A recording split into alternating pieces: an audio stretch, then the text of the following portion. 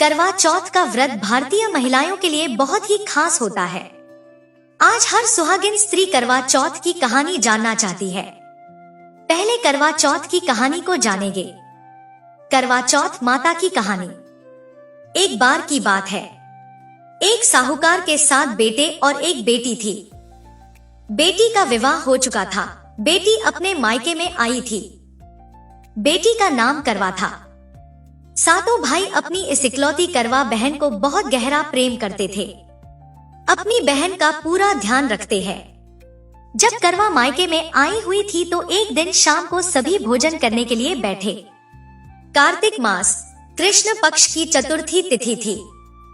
अतः घर में साहूकार की सभी बहुओं ने और साहूकार की बेटी करवा ने चतुर्थी यानी चौथ का व्रत रखा हुआ था। जब साहूकार के सभी बेटे भोजन के लिए बैठे तो उन्होंने अपनी बहन को भोजन करने के लिए कहा। भाइयों का भोजन करने के लिए बुलाने पर बहन ने कहा, भाई अभी चांद नहीं आया है।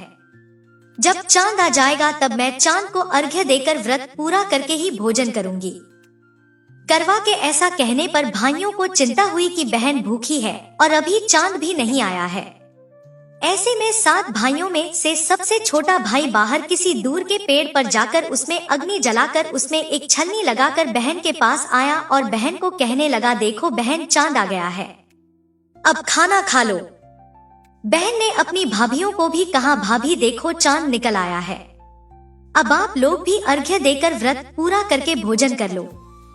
भाभियों ने ननद करवा की बात सुनकर कहा, ननद ये चांद तुम्हारा आया है, हमारा नहीं।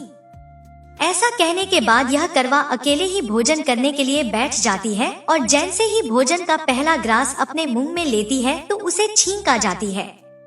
दूसरा ग्रास मुंह में लेती है तो उसमें बाल निकल जाता है।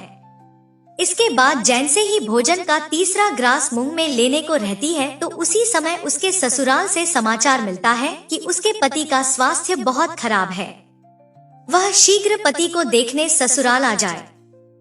इसके बाद उसकी भाभी उसे सच्चाई बताती है कि उसके साथ ऐसा इसलिए हुआ क्योंकि उसने करवा चौथ का व्रत तोड़ दिया था। उसके भाइयों ने आग जलाकर झूठ कहा कि चांद निकल गया और उसने सच मानकर अपना व्रत तोड़ दिया। इसी कारण उसका पति बीमार हुआ।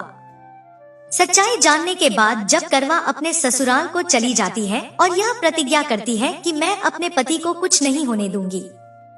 दुर्भाग्यवश जब करवा अपने ससुराल पहुंचती है तो उसका पति प्राण छोड़ चुका होता है।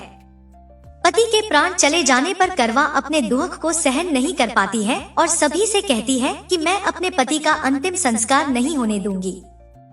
मैं अपने पति से दूर नहीं रह सकती। मैं एक पतिव्रता और सतीत्व की शक्ति से अपने पति के प्राणों को वापस लाऊंगी।